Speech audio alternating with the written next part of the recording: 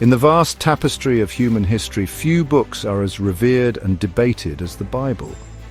Within its pages lie stories that have shaped civilizations and inspired faith. The book of Genesis stands as a foundational text detailing creation, humanity's origins, and the fall from grace. Genesis unveils God's creative power, the birth of the cosmos, and the formation of the first humans. Here we encounter Adam and Eve, Cain and Abel, and the lineage leading to Noah. These tales shape our understanding of ourselves and our relationship with the divine. Chapters 3 to 5 mark a pivotal turning point in the biblical narrative. They chronicle humanity's expulsion from Eden, the first act of murder, and the perpetuation of sin through generations.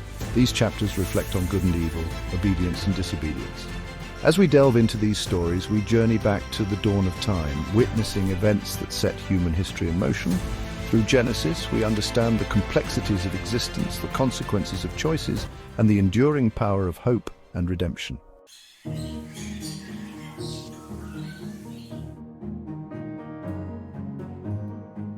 The Garden of Eden, a paradise of lush beauty and divine harmony, stands as a poignant symbol of innocence and the ideal relationship between God and humanity.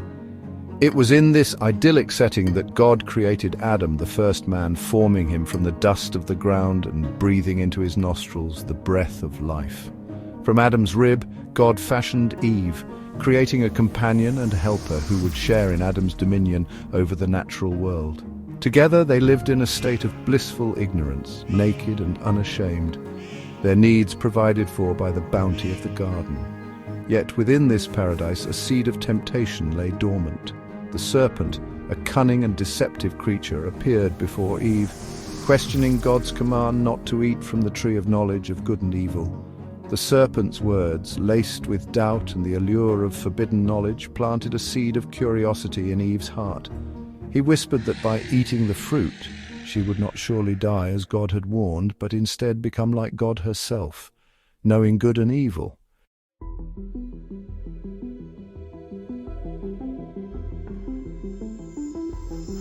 Eve, enticed by the serpent's promises and the fruit's appealing appearance, succumbed to temptation. She took a bite, and feeling no immediate ill effects, offered some to Adam, who also partook.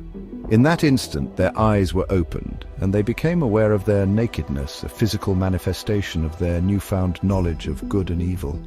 The harmony of Eden was shattered. Shame and fear washed over Adam and Eve, replacing their innocence with the heavy cloak of guilt. They attempted to hide their transgression from God, sewing fig leaves together to cover their nakedness. However, their actions could not remain concealed from the all-knowing God.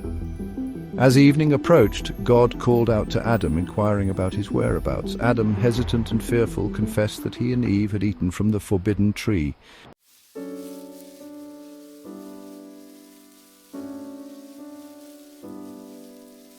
Silence hung heavy in the garden, broken only by the rustling of leaves and the distant murmur of the river. Adam and Eve stood before God, their heads bowed in shame, the weight of their disobedience pressing down upon them. The once vibrant colors of Eden seemed to dim, the air thick with a newfound sense of sorrow. God, his voice filled with a mixture of sadness and righteous anger, addressed Adam. "Hast thou eaten of the tree whereof I commanded thee that thou shouldst not eat?" Adam, his voice trembling, could only offer a feeble excuse, blaming Eve for giving him the fruit. Eve in turn pointed to the serpent, claiming that he had deceived her. But God, in his infinite wisdom, saw through their attempts to shift blame. He knew that they had chosen to disobey his direct command, succumbing to temptation and the allure of forbidden knowledge. The consequences of their actions, God declared, would be severe. No longer would they live in the carefree bliss of Eden, their every need provided for. The harmony that had existed between God and humanity, between man and woman, and between humanity and nature, was irrevocably broken.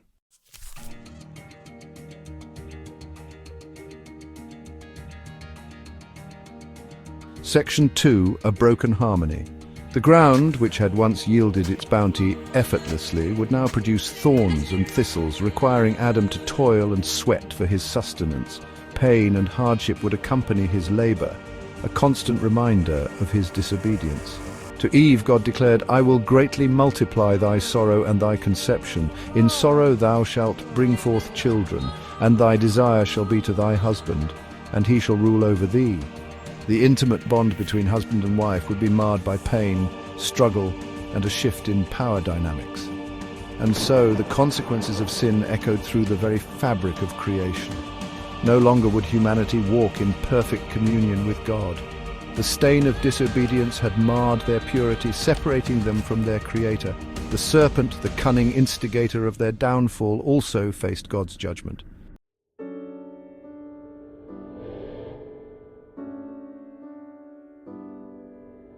Section 3. Expelled from paradise, cursed above all creatures, the serpent was condemned to crawl on its belly, its once exalted form forever humbled.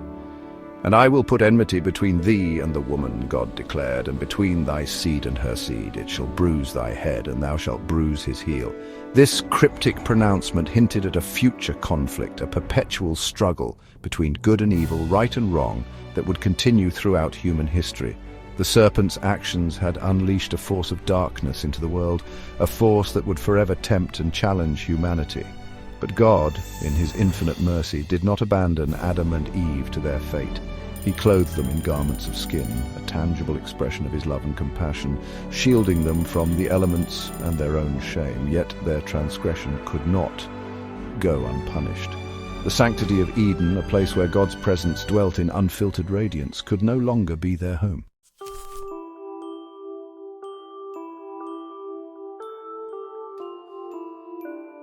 Section 4. The Serpent's Curse. And so, with heavy hearts, Adam and Eve were driven out of the Garden of Eden.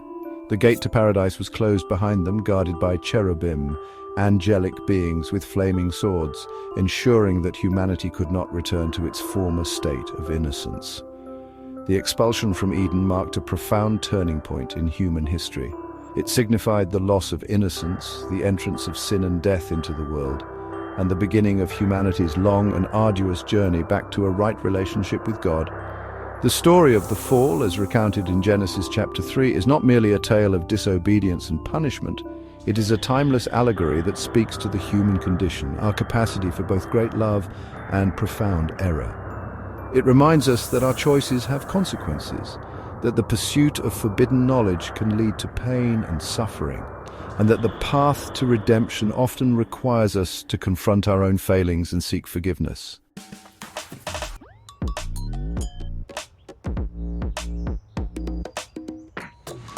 Section 5. Eve's Sorrow. Eve, the mother of all living, bore the weight of their transgression heavily upon her heart. The knowledge of good and evil, once so alluring, now pressed down upon her soul, a constant reminder of the paradise she had lost. The pain of childbirth, a consequence of her disobedience, served as a physical manifestation of the deeper anguish she carried within. Yet even in her sorrow, Eve clung to a glimmer of hope. God had promised that her offspring would one day crush the serpent's head, a prophecy that hinted at a future redemption, a time when the curse of sin would be broken. And so Eve poured her love and guidance into her children, striving to instill in them a reverence for God and a longing for the paradise they had lost. Her story serves as a reminder that even in the face of profound mistakes, hope and redemption are still possible.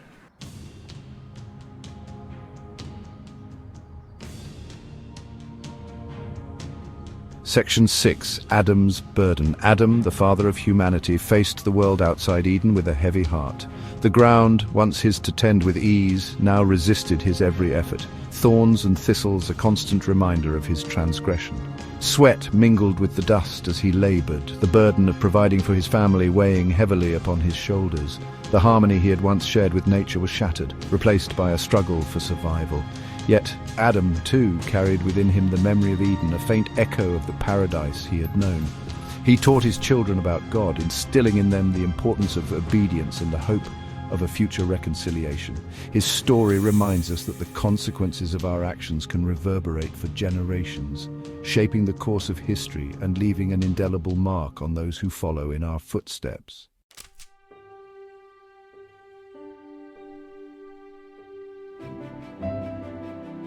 Section 7. A Legacy of Sin. And so, the legacy of Adam and Eve, the first human beings, unfolded in the generations that followed. Their story, passed down through oral tradition and eventually recorded in the sacred texts of the Bible, serves as a cautionary tale, a reminder of the fragility of human nature and the enduring consequences of sin. Yet it is also a story of hope, a testament to the enduring power of love, forgiveness, and the possibility of redemption. The fall, while a tragic departure from innocence, set in motion the very circumstances that would ultimately lead to humanity's salvation. For it is through the consequences of sin, the pain of loss, and the struggle for redemption that we come to appreciate the depth of God's love and the transformative power of His grace. The story of Adam and Eve, the Garden of Eden, and the fall from grace stands as a timeless allegory, a mirror reflecting the complexities of the human experience and the enduring hope that lies at the heart of the human story.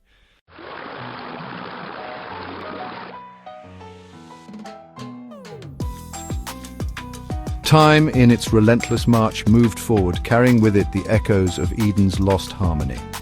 Adam and Eve, exiled from paradise, toiled and bore children, their lives a tapestry woven with both joy and sorrow, love and loss.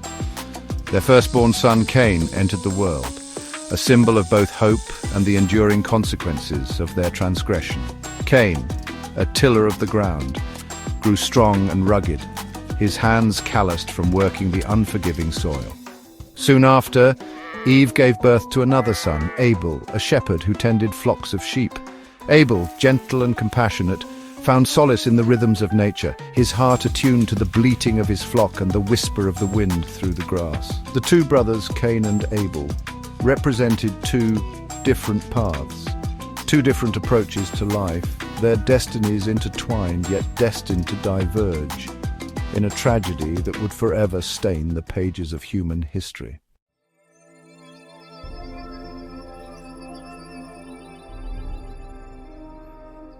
As was their custom, Cain and Abel brought offerings to the Lord, seeking His favor and acknowledging His sovereignty over their lives.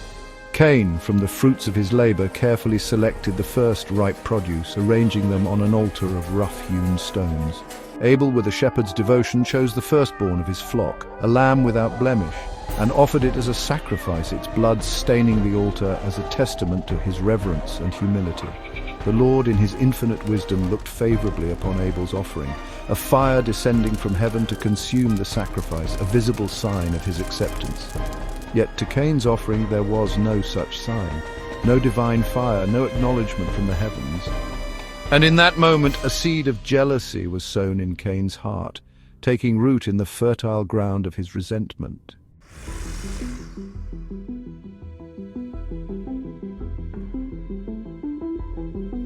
Cain's countenance fell, his face darkening with anger and envy. He felt slighted, his offering deemed unworthy in the eyes of the Lord. The injustice of it all burned within him, fueling a growing rage that threatened to consume him. The Lord, perceiving the turmoil in Cain's heart, spoke to him gently. "Why art thou wroth, and why is thy countenance fallen?" He reminded Cain that sin lay crouching at the door, a ravenous beast eager to devour him, but that he had the power to master it, to choose righteousness over envy.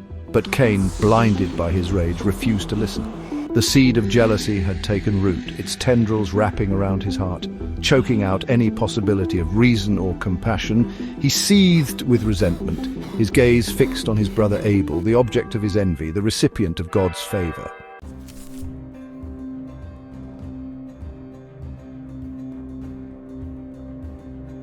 Section 4. A brother's betrayal. And so Cain, consumed by his dark thoughts, devised a plan to eliminate the source of his torment.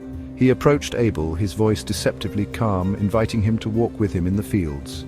Abel, unsuspecting of his brother's treachery, readily agreed, his gentle nature assuming the best of intentions. They walked side by side, their shadows stretching long in the fading light, two brothers bound by blood, yet separated by a chasm of envy and deceit. As they reached a secluded spot, Cain turned on Abel, his fury unleashed in a torrent of violence. The earth, which had once been stained with the blood of a sacrificial lamb, now ran red with the blood of an innocent brother. Abel's cries for mercy were cut short, his lifeblood seeping into the ground, a tragic testament to the destructive power of unchecked envy.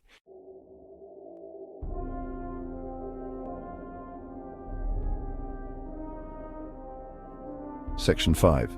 The Mark of Cain. The silence that followed was deafening, broken only by the rustle of the wind through the trees, a mournful dirge for a life taken too soon. Cain stood over his brother's lifeless body, the enormity of his crime washing over him in waves of horror and guilt.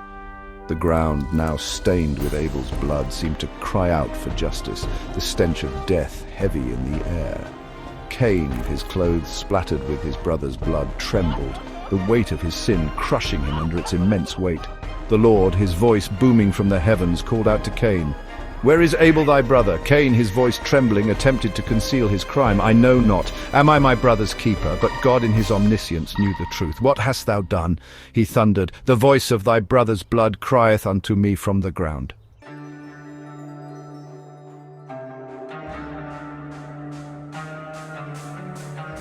Section 6. A Wanderer's Lament. Cain's punishment was swift and severe. The ground, which he had soaked with his brother's blood, would no longer yield its bounty to him. He was to be a fugitive and a vagabond, wandering the earth, forever marked by his sin. "My punishment is greater than I can bear," Cain cried out in despair. "Behold, thou hast driven me out this day from the face of the earth, and from thy face shall I be hid. And I shall be a fugitive and a vagabond in the earth. And it shall come to pass that every one that findeth me shall slay me." The Lord, in his mercy, placed a mark upon Cain, a sign to protect him from those who would seek to avenge Abel's death. The nature of this mark remains a mystery, a subject of much speculation and debate throughout history. Some believe it to be a physical mark, a visible reminder of his sin, while others interpret it as a spiritual mark, a burden of guilt and remorse that he would carry with him always.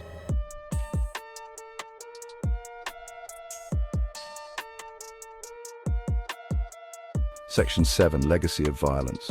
And so Cain, the firstborn son of Adam and Eve, became a wanderer, forever haunted by the memory of his crime, his name synonymous with fratricide, a stark reminder of the darkness that can dwell within the human heart. The story of Cain and Abel stands as a timeless tragedy, a cautionary tale about the corrosive nature of envy, the destructive power of anger, and the enduring consequences of violence.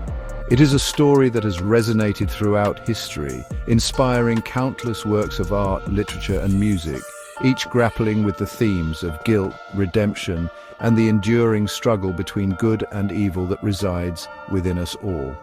And as we reflect on the story of Cain and Abel, we are reminded of the importance of fostering compassion, forgiveness, and understanding in our own lives, lest we fall prey to the same destructive impulses that led to the first act of fratricide.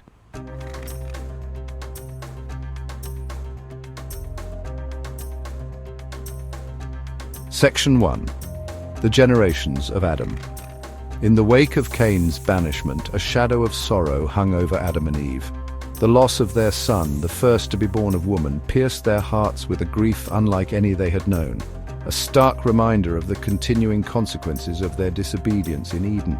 Yet, even in their sorrow, a flicker of hope emerged. Eve gave birth to another son, a child they named Seth, meaning appointed or granted. Seth's birth, recorded in Genesis chapter 5, marked a turning point in the narrative, a sign of God's enduring mercy and the promise of a lineage that would carry the hope of redemption. Chapter 5 of Genesis stands in stark contrast to the tumultuous events of the previous chapters. It is a chapter of genealogies, a meticulous record of the generations that descended from Adam to Noah, a testament to the enduring power of life and the continuity of the human story. These genealogies, often overlooked or dismissed as mere lists of names, hold a deeper significance. They serve as a reminder of the interconnectedness of humanity, the unbroken chain that links us back to our first ancestors, and the enduring legacy that we carry within us.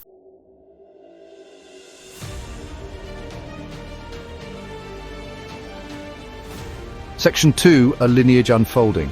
Each name in the genealogy represents a life lived, a story told and retold through generations, a link in the chain that would ultimately lead to the birth of Abraham, the father of the Jewish people, and eventually to Jesus, the Messiah.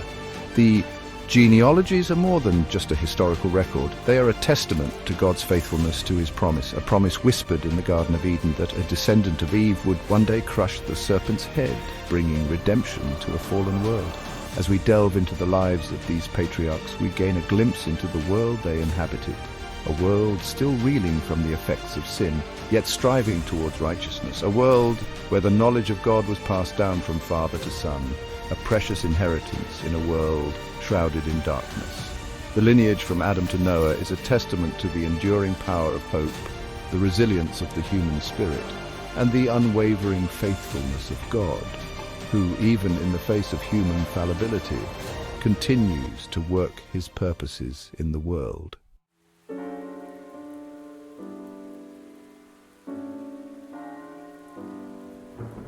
Section 3. The righteous Seth. Seth, the third son of Adam and Eve, stands in stark contrast to his brother Cain.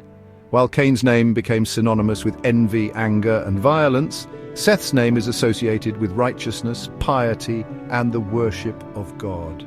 Genesis 4:26 tells us that it was during Seth's lifetime that men began to call upon the name of the Lord. This suggests a turning away from the wickedness that had taken root in Cain's line and a return to the worship of the one true God. Seth's lineage is characterized by a deep reverence for God, a longing to walk in his ways, and a desire to pass on this spiritual heritage to future generations. The righteous line of Seth stands in stark contrast to the wicked line of Cain, highlighting the consequences of choosing good over evil, obedience over disobedience. Seth's birth, coming after the tragedy of Abel's murder, served as a beacon of hope for Adam and Eve, a sign that God had not abandoned them, that their lineage would continue, and that from their offspring a Redeemer would one day arise.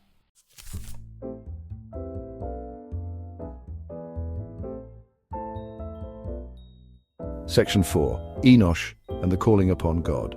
Seth lived a long and fruitful life, fathering a son named Enosh. It was during Enosh's lifetime, Genesis tells us, that men began to call upon the name of the Lord. This phrase has been interpreted in various ways, but it generally signifies a renewed awareness of God and a desire to seek him in worship and prayer.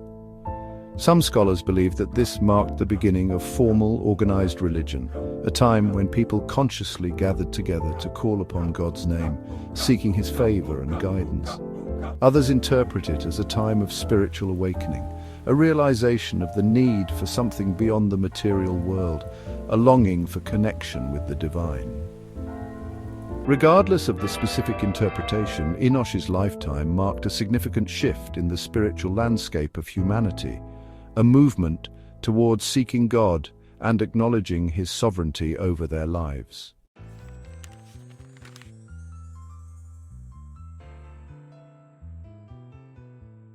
Section 5. Enoch, walking with God. Among the descendants of Seth, one name stands out with particular prominence: Enoch, the seventh from Adam. Enoch's life, though brief compared to the lifespans of his contemporaries, is described in Genesis with a sense of awe and wonder. Genesis 5:24 tells us that Enoch walked with God and he was not, for God took him. This enigmatic statement suggests a life lived in such close communion with God that he was spared the experience of physical death.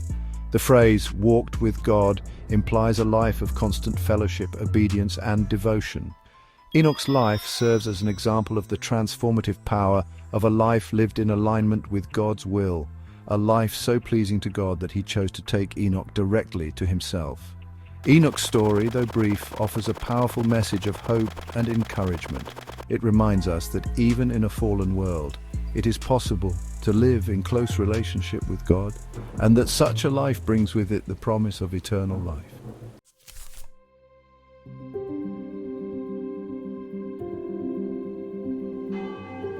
Section 6. Methuselah, the longest life. Enoch's son, Methuselah, holds the distinction of being the longest-lived person recorded in the Bible, living to the age of 969 years. Methuselah's name, meaning his death shall bring, has been the subject of much speculation, particularly in relation to the timing of the Great Flood, which occurred in the year of his death. Some scholars believe that Methuselah's name was prophetic, his death signaling the beginning of God's judgment upon a wicked world. Regardless of the interpretation of his name, Methuselah's long life serves as a bridge between the pre-flood world and the generation that would be spared from God's judgment through Noah.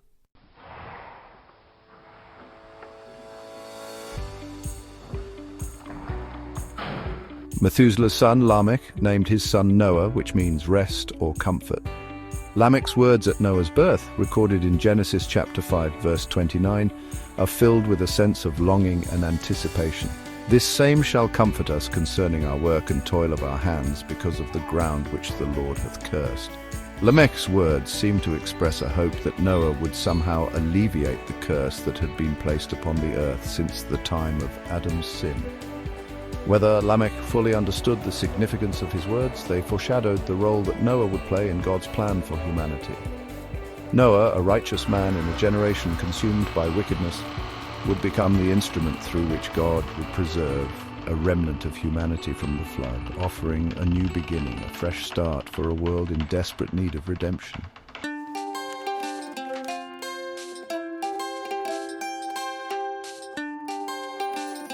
The chapters of Genesis we have explored weave a tapestry of humanity's earliest days, a narrative spun from threads of both radiant beauty and profound sorrow. From the idyllic paradise of Eden to the desolate landscape that Cain was forced to wander, we witness the far-reaching consequences of sin, the fracture it creates between humanity and God, between individuals, and within the human heart itself. Adam and Eve's disobedience in the Garden of Eden cast a long shadow, its effects reverberating through generations. The harmony of creation was disrupted, the relationship between man and woman strained, and the very earth itself seemed to cry out in response to humanity's transgression. Cain's murder of Abel, a chilling act of fraternal violence, stands as a stark reminder of the destructive power of envy and anger, emotions that can twist even the purest love into something dark and deadly. The mark of Cain, a visible reminder of his sin, serves as a haunting symbol of the enduring consequences of our actions, the indelible stains that violence and hatred leave upon the world. Yet even amidst the darkness, Genesis offers glimmers of hope, faint whispers of redemption that echo through the ages. The lineage from Adam to Noah, meticulously recorded in chapter 5, serves as a testament to God's enduring faithfulness, his promise to never completely abandon his creation, even in the face of their repeated failures.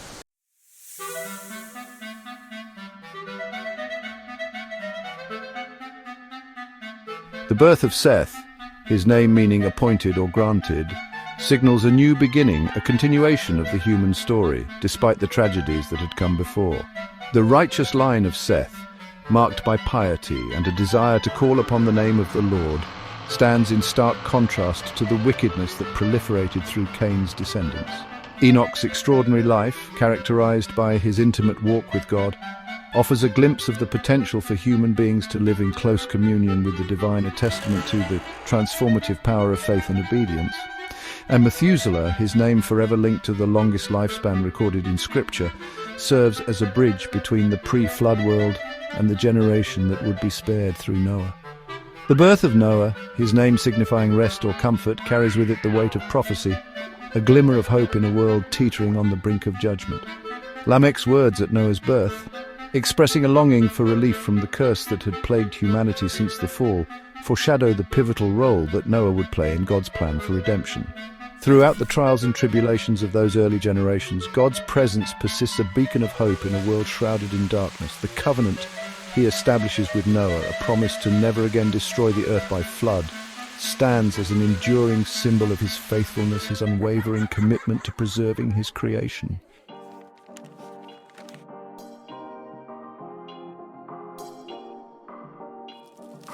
The stories of Genesis, though ancient, continue to resonate deeply within the human experience. They speak to universal truths about the nature of good and evil, the consequences of our choices, and the enduring power of hope and redemption. The Garden of Eden, a paradise lost, serves as a poignant reminder of the beauty and harmony that existed before sin entered the world, while also highlighting the fragility of innocence and the seductive nature of temptation. The fall, a tragic departure from grace, serves as a mirror, reflecting our own capacity for both great love and profound error. The stories of Cain and Abel, of righteous Seth and his descendants, offer timeless lessons about the importance of choosing love over hate, forgiveness over vengeance, and obedience over self-indulgence. They remind us that our actions have consequences, not only for ourselves, but for generations to come. As we reflect on these foundational narratives, we are invited to examine our own lives, to confront the echoes of Eden and the shadows of sin that linger within our own hearts. Genesis, in its raw honesty and profound insights into the human condition, offers a path towards understanding, healing, and ultimately, the hope of redemption that lies at the heart of the human story.